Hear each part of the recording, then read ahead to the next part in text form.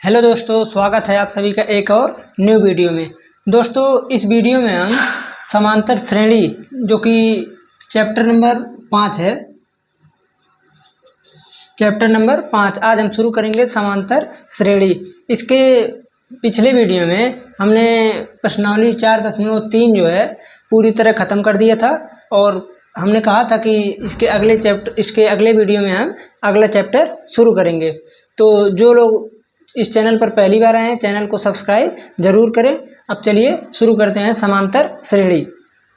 देखिए, समांतर श्रेणी जो है, इसमें सबसे पहले हमें जानते हैं कि समांतर श्रेणी होता क्या है, उसके बाद इसके बारे में सब कुछ डिटेल में बताएंगे। तो देखिए, समांतर श्रेणी इसका इंग्लिश होता है अर्थमेटिक प्रोग्रेशन, अर्थमेटिक प्रोग्रेशन, और इसी को शॉर्ट फॉर्म में बोलते हैं एपी। तो आप लोगों को बहुत जगह बुक में लिखा मिल जाएगा कि एपी, तो एपी का मतलब हो गया अर्थमेटिक प्रोग्रेशन यानी समांतर श्रेणी। तो देखिए, अगर हम समांतर श्रेणी का अगर डिफिनेशन एक टाइप से बोलें तो इसका डिफिनेशन क्या है। देखिए, समांतर श्रेणी संख्याओं की एक ऐसी सूची है, समांतर श्रेणी संख्याओं की एक ऐसी सूची है जिसमें प्रत्येक पद अपने पद में एक निश्चित संख्या जोड़ने से प्राप्त होता है। देखिए, इस डिफिनेशन को समझाने के लिए हम अलग अलग उदाहरण के माध्यम से समझाते हैं। जैसे देखिए, कह रहा है कि समांतर श्रेणी संख्याओं की एक ऐसी सूची है। तो कोई भी अगर संख्याओं की एक प्रकार से सूची निकालें तो इस तरह से हो जाएगा। जैसे देखिए, एग्जाम्पल की अगर बात की है, जैसे मान लीजिए हम पहला एग्जाम्पल ले लिए, हम लिख दिए यहाँ पर 10 लिख दिए। अगर मान लीजिए पहली संख्या, इसमें क्या कह रहा है कि देखिए, जिसमें प्रत्येक पद अपने पद में एक निश्चित संख्या जोड़ने से मिल रहा है। यहाँ पर 10 है, निश्चित संख्या, कोई भी निश्चित संख्या। जैसे मान लीजिए हम 2 जोड़ दें तो हो जाएगा 12, फिर 2 जोड़ दें तो हो जाएगा 14, फिर 2 जोड़ दें 16, 2 जोड़ दें 18, 2 जोड़ दें 20।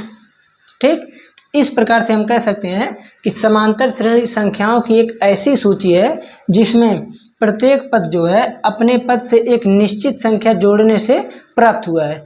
देखिए, ये जो निश्चित संख्या जोड़ा जा रहा है, इन निश्चित संख्या को हम लोग बोलते हैं कॉमन डिफरेंस, सार्व अंतर। जैसे देखिए, इसमें कॉमन डिफरेंस हम कितना किए हैं, 2 का, दो सभी पद में 2 को ऐड करते गए हैं। जैसे मान लीजिए हम कोई दूसरा उदाहरण ले लें। जैसे देखिए, हम यहाँ लिख दिए मान लीजिए 30, हम कहें कि इसमें 10 को जोड़ा जाए तो 10 जोड़ेंगे तो 40, 50, 60, 70, इस तरह क्या होगा, आगे बढ़ता जाएगा निरंतर। और यहाँ पर देखिए डॉट डॉट का मतलब हो गया आगे भी जाएगा। तीसरा मान लीजिए हम ले लें, तीसरा अगर ले लें तो तीसरा जैसे हम लेते हैं कुछ दूसरे टाइप से। देखिए, जैसे हम कह दें यहाँ पर है 27 है, 27 यहाँ पर देखिए क्या कर रहा है, जिसमें प्रत्येक पद अपने पद में एक निश्चित संख्या जोड़ने से। तो ये जो संख्या जोड़ा जा रहा है, संख्या 3 प्रकार का हो सकता है। यहाँ पर पॉजिटिव भी हो सकता है, निगेटिव भी हो सकता है और जीरो भी हो सकता है। कैसे हो सकता है, देखिए, पॉजिटिव का तो हम बता दिए, यहाँ पर कॉमन डिफरेंस 10 है। यहाँ पर जैसे हम लिख दिए 27, अगर हम 3 को घटाते जाएँ तो यहाँ से कितना बचेगा, देखिए 24, 21, 18, उसके बाद और आ गया 15। मान लीजिए हम यहीं तक किए, इतना ही हो गया। तो यहाँ पर कितना है, -3, -3 का ना, -3 को 27 में जोड़ेंगे तो 24 ही आएगा। तो चाहे जोड़ें या तो घटाएं, लेकिन यहाँ इसलिए बोला गया है क्योंकि एक तरह से डिफिनेशन का कार्य कर रहा है। और चौथा मान लीजिए हम ले रहे हैं यहाँ पर जीरो वाला। भैया आप लोगों को बता देते हैं, जैसे जीरो में क्या होगा, सेम अंक ही बार बार आता रहेगा। जैसे हम लिख दे 5, 5, 5, इस तरह का। तो आप लोगों को बुक में लगभग रेयर किस्म एक आध मिल सकता है उदाहरण में कहीं। तो इसमें क्या ही बताया जाए, जैसे अगर 5 में से 5 घटाएंगे तो 0, 5 में से 5 घटाएंगे तो 0, फिर अगर 5 लिख दे तो 5 में से 5 घटाएंगे 0, तो इसमें कोई मतलब नहीं है, तो इसका हो जाएगा 0। देखिए, समांतर श्रेणी क्या है, संख्याओं की एक ऐसी सूची है जिसमें प्रत्येक पद अपने पद में एक निश्चित संख्या जोड़ने से प्राप्त होती है। जिस निश्चित संख्या को जोड़ते हैं, जैसे देखिए 2, 10, -3, 0, इस संख्या को बोलते हैं सार्व अंतर, कॉमन डिफरेंस। इसे क्या बोलते हैं, कॉमन डिफरेंस, कॉमन डिफरेंस, इसे डी से रिप्रेजेंट करते हैं और इसका हिंदी होता है सार्व अंतर, सार्व अंतर। ठीक, अब उसके बाद देखिए यहाँ ए जो लिखा है 10, 12, 14, 16, 18, 20, तो इसे हम क्या बोल रहे हैं? सूची, संख्याओं की सूची। देखिए सूची के प्रत्येक पद को, जैसे सूची में जो अंक लिखा है इसमें जो एक एक है, जैसे ये 10, इसे बोलते हैं पद। 12 को क्या बोलेंगे? पद, इसको बोलेंगे पद। अब इसमें जो है, जब इस पद का इंग्लिश होता है टर्म, जब टर्म को हम बोलेंगे तो इसको बोलेंगे पहला टर्म, इसको बोलेंगे दूसरा टर्म, इसको बोलेंगे तीसरा टर्म, चौथा टर्म, पांचवा टर्म, छठवां टर्म, इस प्रकार से अनंत तक जाएगा तो nवां टर्म। अगर अनंत तक नहीं जा रहा है तो उसे जिस संख्या तक जाएगा उतना टर्म बोलेंगे।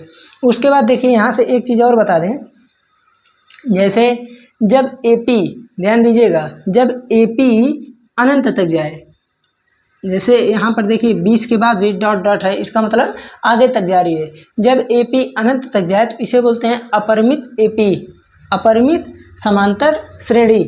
जब समांतर श्रेणी अनंत तक जाए या इसका विस्तार अनंत तक हो तो उसे बोलते हैं अपरिमित समांतर श्रेणी। तो अपरिमित के रूप में ये दोनों आ जाएगा। ठीक, और यहाँ पर देखेंगे तो जब समांतर श्रेणी परिमित हो तो उसे बोलते हैं परिमित समांतर श्रेणी। देखिए परिमित और अपरिमित क्या होता है? परिमित का मतलब होता है संख्या जो भी हो लिमिट में हो। लिमिट का मतलब कि संख्या जो भी हो निश्चित हो, जिसको हम काउंट कर सकें, उसे बोलते हैं परिमित। अपरिमित का मतलब होता है कि संख्याओं को हम काउंट ना कर सकें, उसे बोलते हैं अपरिमित। देखिए इतना तो हम बता दिए इसका बेसिक। क्या बताएं? देखिए एक बार ओवरव्यू दे दें। समांतर श्रेणी संख्याओं की एक ऐसी सूची है जिसमें प्रत्येक पद जो है एक निश्चित संख्या जोड़ने से ही प्राप्त होता है। जैसे मान लीजिए 10 था तो 2 जोड़े 12 हो गया, 30 था 10 जोड़े 40 हो गया। इस प्रकार क्या है? एक निश्चित संख्या जोड़ने से प्राप्त होता है। जिस निश्चित संख्या को जोड़ते हैं या घटाते हैं तो उसे बोलते हैं कॉमन डिफरेंस, सार्व अंतर। अब देखिए एक चीज़ और बता दें, जैसे यहाँ पर क्या बताएं? Common difference D. अब इसको जो है निकालने का भी हम सब कुछ बता रहे हैं। देखिए जैसे मान लीजिए हम क्या कर रहे हैं, 2 उदाहरण नीचे से मिटा दे रहे हैं। देखिए जैसे मान लीजिए हम यहाँ पर बता रहे हैं, इसको समझिएगा। यहाँ पर इसको हम बोले फर्स्ट टर्म, तो फर्स्ट टर्म को रिप्रेजेंट करेंगे मतलब पहले पद को, तो इसे बोलेंगे A1। उसके बाद जब दूसरे पर जाएंगे तो बोलेंगे A2, A3, A4, A5, A6 dot dot AN। इसका क्या मतलब हुआ कि जो भी समांतर श्रेणी है, अब यहाँ पर हम क्या लिख सकते हैं? AP समांतर श्रेणी A1, A2, A3, A4, A5, A6, AN। इसका मतलब हुआ कि ये जो समांतर श्रेणी है ये n तक है, मतलब अपरिमित समांतर श्रेणी है। ठीक, देखिए प्रश्नावली 5.1 में इसमें केवल बस आप लोगों को क्या बताना है? पहला टर्म, दूसरा टर्म, तीसरा टर्म, चौथा टर्म, इस प्रकार से कह देगा और फिर कॉमन डिफरेंस इतना पूछेगा केवल। इसके आगे का जो है 5.2 उसमें थोड़ा इम्पोर्टेंट प्रश्न भी है और इसमें इसके लिए एक फार्मूला भी बताना पड़ेगा, तो अगले टॉपिक में हम बताएंगे। यहाँ पर केवल हम उतना बताएंगे जिससे आप लोगों को 5.1 लगाने में आसानी हो। उसके बाद जब हम बताएंगे तब आगे कीजिएगा आप लोग। देखिए यहाँ पर क्या हुआ? पहला टर्म, दूसरा टर्म, तीसरा, चौथा, इस प्रकार से n तक गया। तो इसमें हम क्या करें? जैसे मान लीजिए यहाँ पर जब हम किए 10 से अगर 12 है, हम अगर क्या कर दें कि हमका डिफरेंस हमारा निकल जाए। अगर हम 12 में से 10 को घटा दें, ध्यान दीजिएगा, 12 में से 10 को घटा दें तो कॉमन डिफरेंस कितना आएगा? 2। उसी प्रकार अगर हम A2 माइनस A1 कर दें तो इसे बोलते हैं D। ये फार्मूला एक तरह से निकल गया।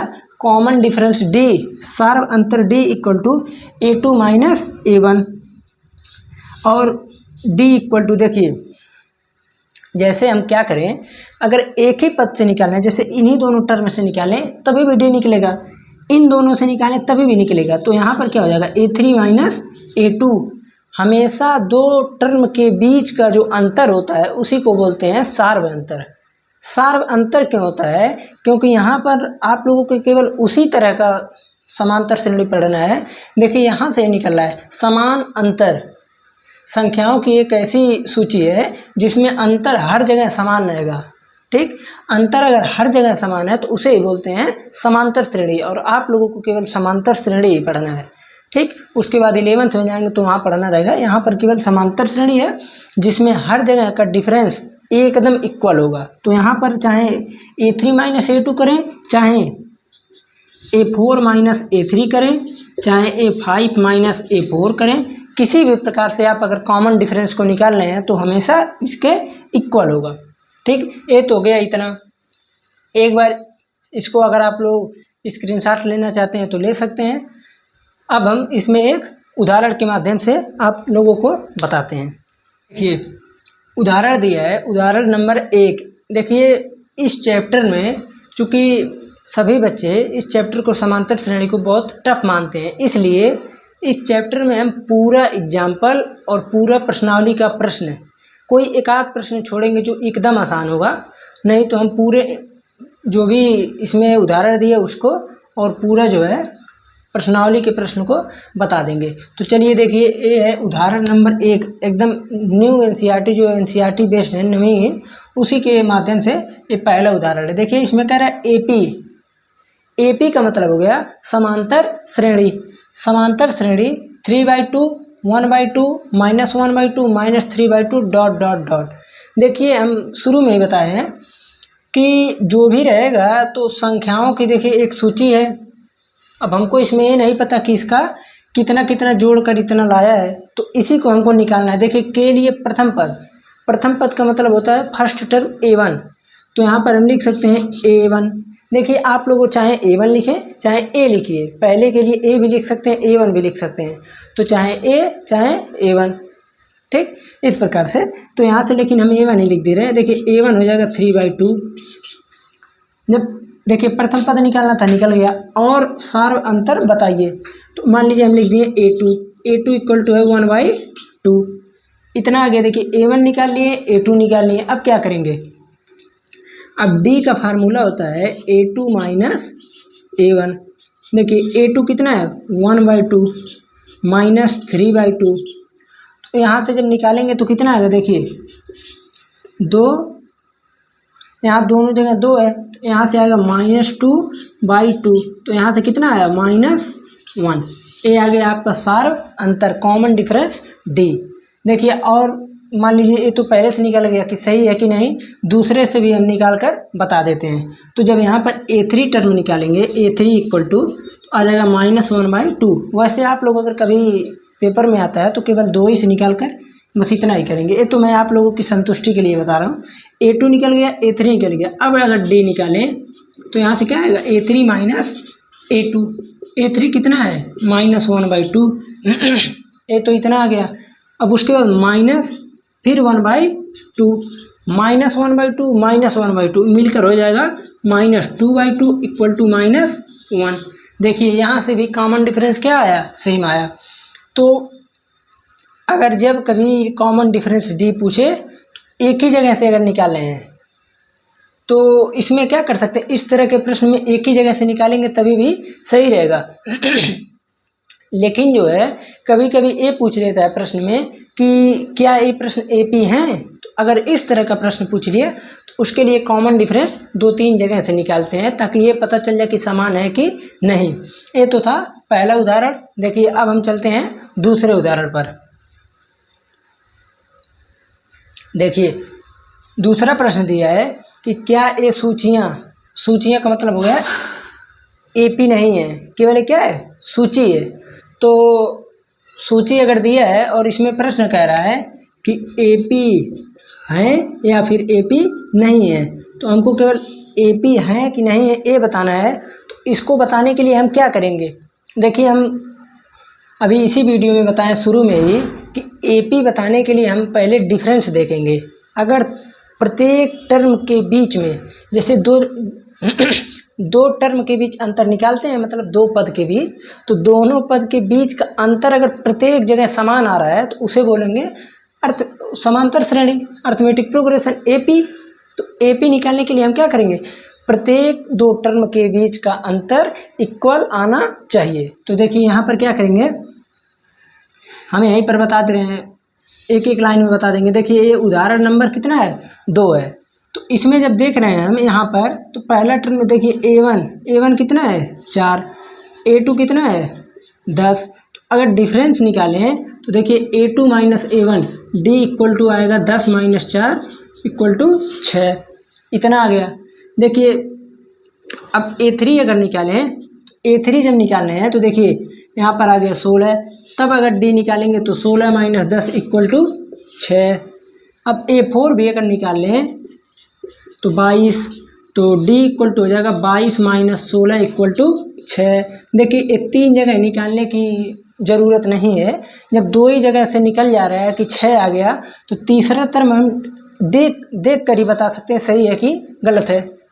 जैसे अगर 2 टर्म में मान लीजिए 6 आ गया, तो हमको ये भी पता रहना चाहिए कि जो तीसरा टर्म आएगा उसमें भी 6 ऐड होगा, 6 के अलावा कुछ और ऐड हुआ है तो हम देख कर ही बता सकते हैं। अगर मान लीजिए नहीं है तो लिख देंगे, है तो ठीक है। तो यहाँ पर क्या लिखेंगे, ये क्या है, एपी है। ठीक, देखिए अब ये तो हो गया पहला प्रश्न। इसमें का दूसरा प्रश्न दिया है कि 1 माइनस 1 माइनस 3 माइनस 5, इसमें भी वही काम करना है, बताना है कि एपी है कि नहीं है। तो इसके लिए क्या करेंगे, देखिए A1 A2 A3 तीनों को लिख लिए, इसमें 3 ही लिखेंगे, उसके बाद आप लोग तुरंत बता देंगे सही है कि गलत है। देखिए जब D निकालेंगे तो यहाँ से A2 minus A1 equal to -1 तो रहेगा ही रहेगा, फिर -1, तो यहाँ से कितना है -2, इतना आ गया। फिर निकालेंगे A3 minus A2, D equal to A3 minus A2, यहाँ से आ जाएगा -3 माइनस -1। ध्यान दीजिएगा, माइनस तो फार्मूले का है और A-1 टर्म का है, तो यहाँ से इसलिए आ जाएगा -3 + 1, तो यहाँ से आएगा -2। देखिए दोनों जगह सेम आ गया, जब -5 में से -3 घटाएंगे तो यहाँ भी सेम आएगा, तो इसलिए क्या है, ये भी एपी है। ठीक, देखिए एक चीज़ ध्यान दीजिएगा, इसमें कोई कन्फ्यूजन वाली बात नहीं होनी चाहिए कि क्यों यहाँ पर A2 माइनस A1 कर रहे हैं, यहाँ A3 माइनस A2। दो टर्म के बीच हमेशा कॉमन डिफरेंस समान होना चाहिए, किसके लिए, एपी के लिए। अब देखिए यहाँ से तीसरे प्रश्न पे आते हैं, A1 equal to -2, A2 equal to 2, A3 equal to -2। ठीक, अब यहाँ से हमको क्या बताना है कि एपी है कि नहीं है, तो D equal to A2 minus A1 equal to 2 minus A1 में भी क्या है -2, तो -2 यहाँ पर लिख देंगे। अब माइनस माइनस मिल के हो जाएगा प्लस, तो 2 + 2 4। ठीक, जब A3 माइनस A2 करेंगे, A3 minus A2 equal to, तो -2, देखिए A-2, फिर माइनस, और यहाँ क्या है 2, और यहाँ से कितना आया -4। देखिए 4 और -4, ये बताइए ये एपी है, नहीं है। एपी के लिए हमेशा कॉमन डिफरेंस सेम होना चाहिए, इसलिए ये क्या है, एपी नहीं है, और ये दोनों एपी है। ठीक, अब देखिए ये जो चौथा प्रश्न है, इसे आप लोग करके कमेंट में ज़रूर बताइएगा, ये इतना है एपी है कि नहीं है, बस आप लोग लिख दीजिएगा एपी या नहीं है, तो हम बता भी देंगे उसमें सही है कि गलत है। देखिए ये तो था उदाहरण नंबर 2। अब हम क्या करेंगे, अब प्रश्नावली 5.1 उदाहरण नंबर 2 के बाद अब सीधे प्रश्नावली 5.1 का जिक्र किया है। तो अब हम कल जो है अगले वीडियो में 5.1 का अगर जितना भी प्रश्न दिया है उसमें से अधिकतम प्रश्न को सॉल्व कर देंगे। कुछ एक आध प्रश्न अगर रह जाएगा तो आप लोग स्वयं से कर लीजिएगा। ठीक, धन्यवाद।